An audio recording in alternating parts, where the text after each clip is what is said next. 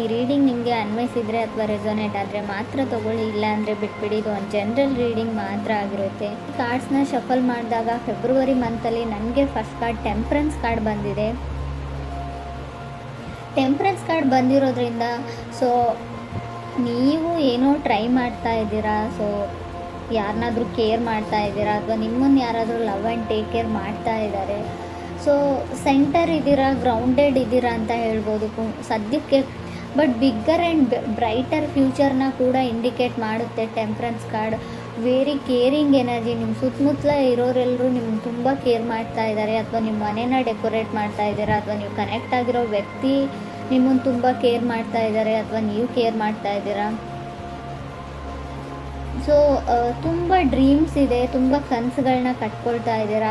ನೀವು ಮೀನ ಅಥವಾ ಕಟಕ್ ರಾಶಿಯವ್ರ ಜೊತೆ ಕನೆಕ್ಟ್ ಆಗಿರ್ಬೋದು. ಟೆಂಪ್ರೆನ್ಸ್ ಕಾರ್ಡ್ ಬಂದಿರೋದ್ರಿಂದ ಹೇಳೋದಾದರೆ ಮೀನ ಅಥವಾ ಕಟಕ್ ರಾಶಿ, ನೀವು ಯಾವುದೇ ರಾಶಿಯವ್ರ ಜೊತೆ ಕೂಡ ನಾರ್ಮಲಿ ಕನೆಕ್ಟ್ ಆಗಿರಬಹುದು.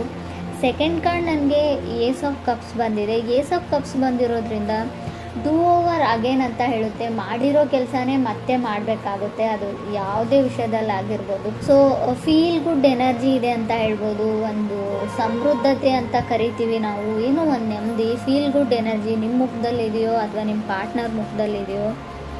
ತುಂಬ ಹೊಸ ವ್ಯಕ್ತಿಗಳ ಪರಿಚಯ ಆಗಿದೆ ಇತ್ತೀಚೆಗೆ, ಹೊಸ ಜಾಗದಲ್ಲಿ ಇರಬಹುದು ನೀವು. ಏಸ್ ಆಫ್ ಕಪ್ಸ್ ಇರೋದ್ರಿಂದ ಏಸಸ್ ಯಾವಾಗಲೂ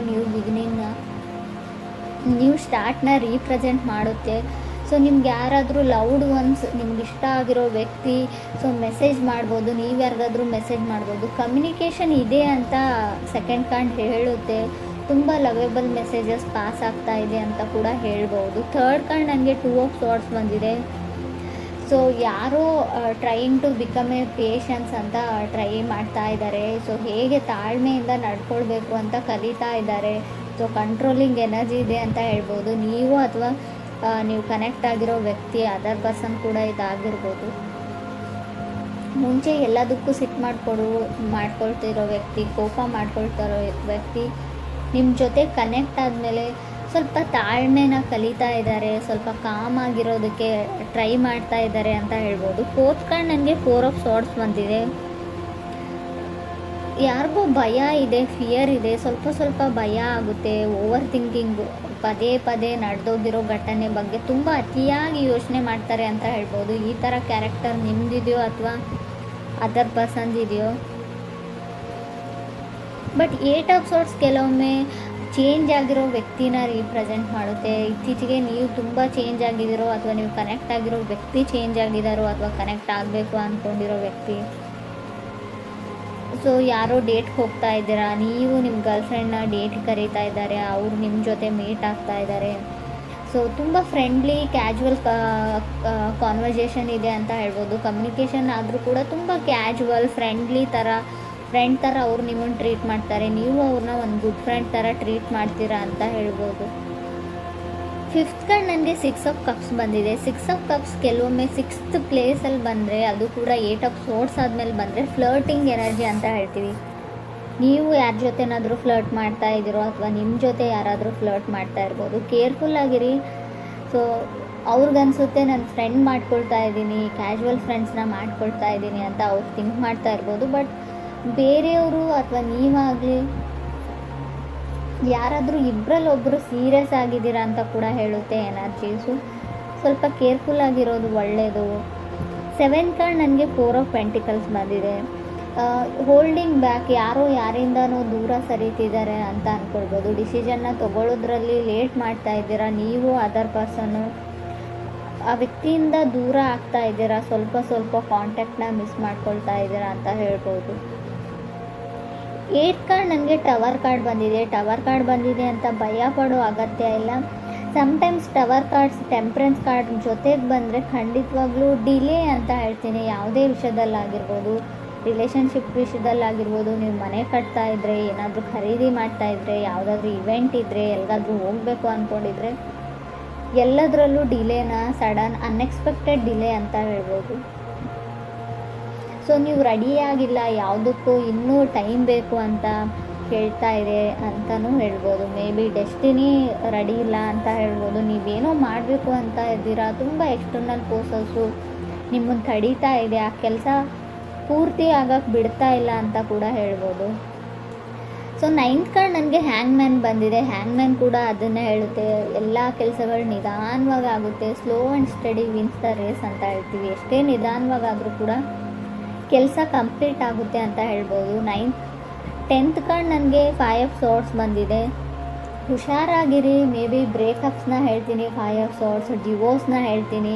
ನಿಮಗೆ ಗೊತ್ತಿಲ್ಲದೆ ಇರ್ಬೋದು, ಆಲ್ರೆಡಿ ಡಿವೋರ್ಸ್ ಆಗಿರೋ ವ್ಯಕ್ತಿ ಜೊತೆ ನೀವು ಕನೆಕ್ಟ್ ಆಗ್ತಾ ಇದ್ದೀರಾ ಇತ್ತೀಚೆಗೆ, ಅವ್ರು ಹೇಳದೇ ಇರ್ಬೋದು ಅಥವಾ ಆಲ್ರೆಡಿ ನಿಮಗೆ ಗೊತ್ತಿರ್ಬೋದು. 5 ಆಫ್ ಸಾರ್ಡ್ಸ್ ಕೆಲವೊಮ್ಮೆ ಮನೆಯಲ್ಲಿ ಡ್ರಾಮಾ ಫೈಟ್ಸ್ನ ರೀಪ್ರೆಸೆಂಟ್ ಮಾಡುತ್ತೆ, ಸಣ್ಣ ಪುಟ್ಟ ಜಗಳನೂ ದೊಡ್ಡದಾಗಿ. ಸೊ ಮೇ ಬಿ ಡಿವೋರ್ಸ್ವರೆಗೂ ಹೋಗಿರ್ಬೋದು. ಹರ್ಮೆಟ್ ಕಾರ್ಡ್ ಕೂಡ ಬಂದಿದೆ. ಸಮ್ಟೈಮ್ಸ್ ಹರ್ಮೆಟ್ ಕಾರ್ಡ್ ಡಿವೋರ್ಸ್ ಆದಮೇಲೆ ಮೇ ಬಿ ಸ್ಯಾಡಲ್ಲಿ, ಸ್ಟ್ರಗಲಲ್ಲಿ ಕೆಲವ್ರು ಇರ್ಬೋದು. ಫೈಟ್ ಫಾರ್ ಲವ್ ಅಂತ ಹೇಳುತ್ತೆ ಹರ್ಮೆಟ್ ಕಾರ್ಡ್. ಟಯರ್ಡ್ ಆಫ್ ಲವ್ ಅಂತ ಹೇಳ್ತೀವಿ. ಫುಲ್ ಆಫ್ ಡೌಟ್ಸ್ ಇದ್ದರೂ ಕೂಡ ಹರ್ಮೆಟ್ ಕಾರ್ಡ್ ಬಂದಿರುತ್ತೆ. ಡೌಟ್ಸ್ ನಿಮಗಿದೆಯೋ ಅಥವಾ ಅದರ್ ಪರ್ಸನ್ಗಿದೆಯೋ. 11th ಹರ್ಮೆಟ್ ಕಾರ್ಡ್ ಇರೋದ್ರಿಂದ ಖಂಡಿತವಾಗ್ಲೂ ನೀವು ಡಿಪ್ರೆಷನ್ ಲೆವೆಲ್ಗೆ ಹೋಗಿರ್ಬೋದು. ಕೆಲವರು ತುಂಬ ಓವರ್ ಥಿಂಕಿಂಗ್, ತುಂಬ ಯೋಚನೆಯಲ್ಲಿ ಕೂಡ ಕೆಲವರು ಇದ್ದೀರಾ ಅಂತ ಕಾರ್ಡ್ ಹೇಳುತ್ತೆ. ಕೆಲವ್ರಿಗೆ ವೆಕೇಷನ್ನ ಅಗತ್ಯ ಇದೆ ಅಂತ ಹೇಳ್ಬೋದು.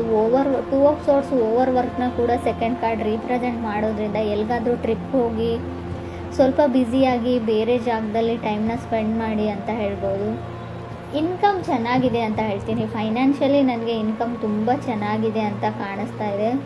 ಸೊ ನಿಮ್ಮದೇ ಕೆಲಸ ಮಾಡೋ ಜಾಗದಲ್ಲಿ ನೀವು ತುಂಬ ಬ್ಯುಸಿಯಾಗಿದ್ದೀರಾ, ಓವರ್ ವರ್ಕ್ ಮಾಡ್ತಾಯಿದ್ದೀರಾ, ತುಂಬ ರೆಸ್ಪಾನ್ಸಿಬಿಲಿಟೀಸ್ ಇದೆ, ಬ್ಲಡ್ ಪ್ರೆಷರ್ ಜಾಸ್ತಿ ಆಗ್ತಾ ಇದೆ, ಟೆನ್ಷನ್ ಇದೆ, ಡಿಪ್ರೆಷನ್ ಇದೆ. ಸೊ ಮೇ ಬಿ ಇದು ನೀವು ಕೆಲಸ ಮಾಡೋ ವಿಷಯಕ್ಕೆ ಸಂಬಂಧಪಟ್ಟಿರುತ್ತೆ ಅಂತ ಹೇಳ್ಬೋದು. ವೆಕೇಷನ್ನ ಅಗತ್ಯ ಇದೆ ನಿಮಗೆ, ಸ್ವಲ್ಪ ಟೈಮ್ ತೊಗೊಳ್ಳಿ, ಹೊರಗಡೆ ಎಲ್ಲಾದರೂ ಹೋಗಿ. ಸೊ ಕೆಲವ್ರು ರೆಡಿಯಾಗಿದ್ದೀರಾ, ಕೆಲವ್ರದ್ದು ಮದುವೆ ಕೂಡ ಫಿಕ್ಸ್ ಆಗಿದೆ ಅಂತ ಅಂದ್ಕೊಳ್ತೀನಿ ನಾನು. ಏಸ್ ಆಫ್ ಕಪ್ಸ್ ಇರೋದ್ರಿಂದ ಆಲ್ರೆಡಿ ಮದುವೆ ತುಂಬ ರೀಸೆಂಟಾಗಿ ಮದುವೆ ಆಗಿರ್ಬೋದು. 15 days 1 ಮಂತಲ್ಲಿ ಕೆಲವ್ರು ಮದುವೆ ಇರ್ಬೋದು ಮುಂದೆ, ಅಥವಾ ಆಲ್ರೆಡಿ ಮದುವೆ ಆಗಿರಬಹುದು ಅಂತ ಹೇಳ್ತಾ ಇದೆ. ಮೇ ಬಿ ಇದು 1.5 ಡೇದು ಕೂಡ ನಾನು ಕೌಂಟ್ ಮಾಡ್ತೀನಿ. 2 days ಆಯಿತು, 1 days ಆಯಿತು, ಗೊತ್ತಿಲ್ಲ ನನಗೆ. ನಾನು ರೀಡಿಂಗ್ ನೋಡುವಾಗ ಇದು ನಿಮ್ಗೆ ಅನ್ವಯಿಸುತ್ತೆ ಅಂತ ಅಂದ್ಕೊಳ್ತೀನಿ. ಕೆಲವ್ರು ತುಂಬ ಖುಷಿಯಾಗಿದ್ದೀರಾ, ಕೆಲವರು ತುಂಬ ನರ್ವಸ್, ಫಿಯರ್ ಅಂತ ಆಗಲೇ ಹೇಳಿದೆ ನಾನು. ತುಂಬ ಭಯದಲ್ಲಿದ್ದೀರಾ. ಕೆಲವರು ಭಯ ನಿಮಗಿದೆಯೋ ಅಥವಾ ನಿಮ್ಮ ಪಾರ್ಟ್ನರ್ಗಿದೆಯೋ, ತುಂಬ ನರ್ವಸ್ನೆಸ್ ಇದೆ, ಭಯ ಇದೆ ಅಂತ ಕೂಡ ಕಾರ್ಡ್ಸ್ ಹೇಳ್ತಾ ಇದೆ. ಬಟ್ ಟವರ್ ಕಾರ್ಡ್ ಇರೋದ್ರಿಂದ ಹೆಲ್ತಿನ ವಿಚಾರದಲ್ಲೂ ಕೂಡ ನೀವು ತುಂಬ ಗಮನ ಕೊಡಬೇಕು. ಅನ್ಎಕ್ಸ್ಪೆಕ್ಟೆಡ್ಲಿ ಹೆಲ್ತ್ ಹಾಳಾಗುವಂಥ ಚಾನ್ಸಸ್ ಇದೆ. ಸೊ ಹಾಸ್ಪಿಟ್ಲಿಗೆ ಹೋದ್ಮೇಲೆ ನೀವೇನೋ ಮಾಡೋಕ್ಕೆ ಹೋಗಿ ಏನೋ ಆಗ್ಬೋದು, ಅದು ಸರ್ಜರಿನೋ ಅದು ಇದು ಅಂತ ಹೇಳಿರ್ತಾರೆ. ಬಟ್ ಸಮಥಿಂಗ್ ವೆಂಟ್ ರಾಂಗ್ ಅಂತ ಹೇಳುತ್ತೆ. ಆಲ್ರೆಡಿ ಕೆಲವರಿಗೆ ಅದು ಅನುಭವಕ್ಕೆ ಬಂದಿರ್ಬೋದು ಕುಂಭರಾಶಿಯವರಿಗೆ ಅಂತ ಅನಿಸುತ್ತೆ. ಏನೋ ಸ್ಕಿನ್ ಇನ್ಫೆಕ್ಷನ್ನು, ಕೈಯಲ್ಲೇನೋ ಇನ್ಫೆಕ್ಷನ್ನು, ಸ್ಕಿನ್ ಎಲ್ಲ ಫರ್ಜಿಂಗ್ ಆಗ್ತಾ ಇದೆ, ಸಿಪ್ಪೆ ಥರ ಬರ್ತಾ ಇದೆ, ಬೆಳಗಳಿಗೆ ಏನೋ ಆಗಿದೆ. ಸೊ ಏನೋ ಸಣ್ಣ ಪುಟ್ಟ ಇನ್ಫೆಕ್ಷನ್ಸ್ ಆಗುವಂಥ ಚಾನ್ಸಸ್ ಕೂಡ ಇದೆ. ನನಗೆ ಗೊತ್ತು ಇದು ಲವ್ ಲೈಫ್ ರೀಡಿಂಗ್, ಆದರೂ ಕೂಡ ಕಾರ್ಡಲ್ಲಿರೋದನ್ನು ನಾನು ಹೇಳ್ತಾ ಇದ್ದೀನಿ. ಮೇ ಬಿ ಕೆಲವ್ರಿಗೆ ಉಪಯೋಗಕ್ಕೆ ಬರುತ್ತೆ ಇದು ಕೂಡ ಅಂತ ಅನಿಸುತ್ತೆ. ಇನ್ನು ಲವ್ ಲೈಫ್ ವಿಚಾರಕ್ಕೆ ಬಂದರೆ ಸ್ವಲ್ಪ ಜಗಳನ ಹೇಳ್ತೀನಿ, ಬ್ರೇಕಪ್ನ ಹೇಳ್ತೀನಿ. ಆಲ್ರೆಡಿ ಮದುವೆ ಆಗಿರೋರಿಗೆ ತುಂಬ ಜಗಳ ಮತ್ತು ಡಿವೋರ್ಸ್ವರೆಗೂ ಹೋಗುವಂಥ ಚಾನ್ಸಸ್ ಇದೆ.